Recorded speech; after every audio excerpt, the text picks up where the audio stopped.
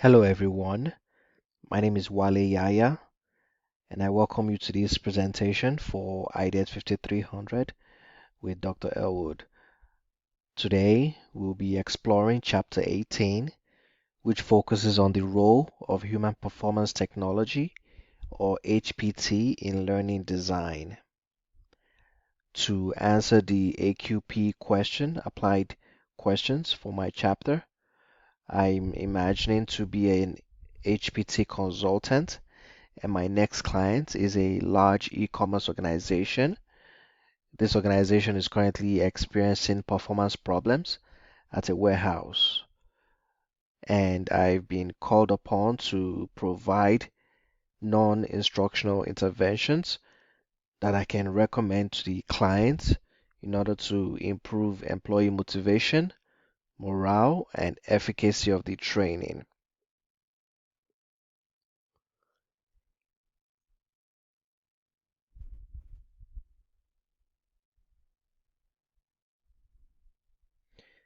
Human performance technology is a systematic approach to improving workplace performance, and it intersects closely with instructional design.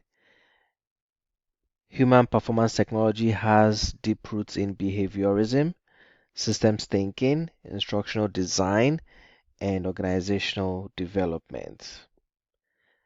As the HPT consultant, I do recognize that low productivity and high turnover stem from motivation and morale issues, not just skill gaps.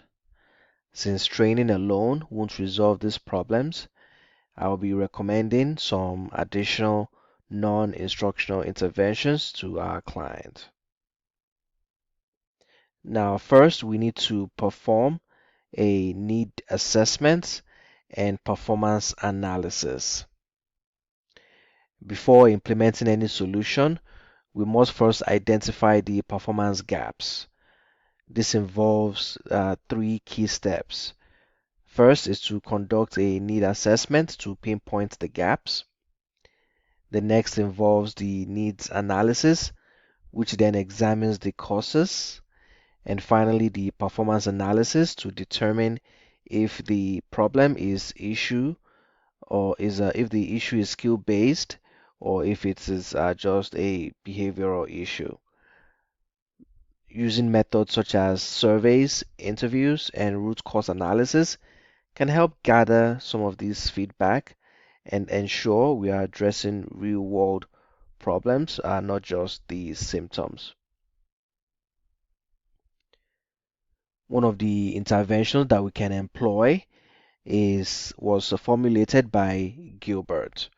The Gilbert's behavioral engineering model allows and provides some additional information that I would recommend to the clients. This includes individual knowledge, systematically designing training to match the requirements of exemplary performance, also providing opportunity for training. Likewise, for the environmental resources would include providing access to leadership, such as having an open door policy whereby employees can have direct access to their leaders. Some of the individual motives can also include recognition of workers who have been willing to work for available incentives, and likewise, we can use this to assess workers' motivation.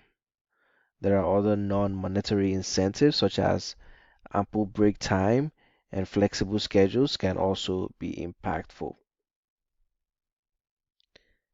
Next, we're going to look at the comparison between human performance technology and instructional design.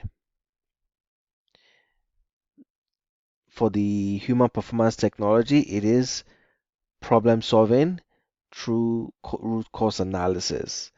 It involves broader and more advanced process redesign. It includes the use of incentives and likewise results driven approach.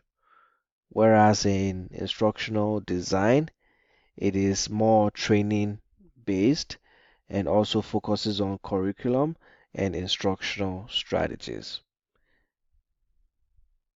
Evaluation is also critical in measuring human performance technology because evaluation allows us to determine the effectiveness of the training interventions that we created.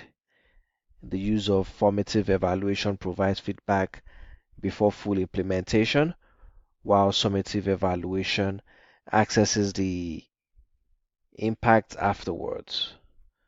Using tools like surveys and focus groups and performance metrics also help determine whether the solution delivered is measurable. And right here is a graphical illustration of the intervention. First, we definitely want to understand the need for the assessment or the need for the intervention. Then we design the approach, we implement the design, and we have to maintain and continuously evaluate to ensure it's meeting up to goals. HPT and IDT do have some similarities as well because they both aim to improve performance, while IDT is a subset of HPT. In designing a good training intervention and that would also reduce the attrition, reduce turnover for this warehouse. The International Society for Performance Improvement created 9 basic standards that we can use to focus on results or outcomes. We can also take a systemic view of the approach that we are using to create those solutions. We also have to ensure that the solutions we're creating adds values to the employee who is going to benefit from it. Also, work in partnership with clients and stakeholders, such as using a constructivist approach, whereby you also bring in the learners into the decision-making process to also co-construct their knowledge. Determine need or opportunity, determine the cause, which is the needs analysis, design solutions including implementation and evaluation, ensure solutions conformity and feasibility, and finally want to implement those solutions. Finally, to conclude, the non-instructional interventions that I am also further recommending to these clients would include incentives and reward systems, implement performance-based bonuses, recognition programs within the workplace environment, enhance ergonomics, provide break areas where employees can have breaks during work time, and also have clear communication and feedback channels. This employer don't want to leave the employees hanging. Definitely want to create an open channel feedback. Process optimization, such as automating some of the work to reduce repetitive tasks and frustration. For the leadership and management, I would recommend additional training for supervisors regarding their empathetic leadership in order to improve the team engagement. Flexible scheduling would also work, offer shift preferences or compress work weeks to improve work-life balance. Career advancement opportunities to boost motivation, and also establish regular check-ins, anonymous surveys, and open forums so employees feel heard. This will be the solutions that I will be presenting to this client. I'm definitely sure that once this is implemented, the morale will increase, the employees' productivity would increase, and the goals will be achieved. In conclusion, human performance technology provides a powerful framework for diagnosing and solving performance problems within the organization. By integrating human performance technology principles that I've highlighted here today, with instructional design, we can create more effective, sustainable solutions. I do want to thank you for listening, and I hope this overview has been helpful.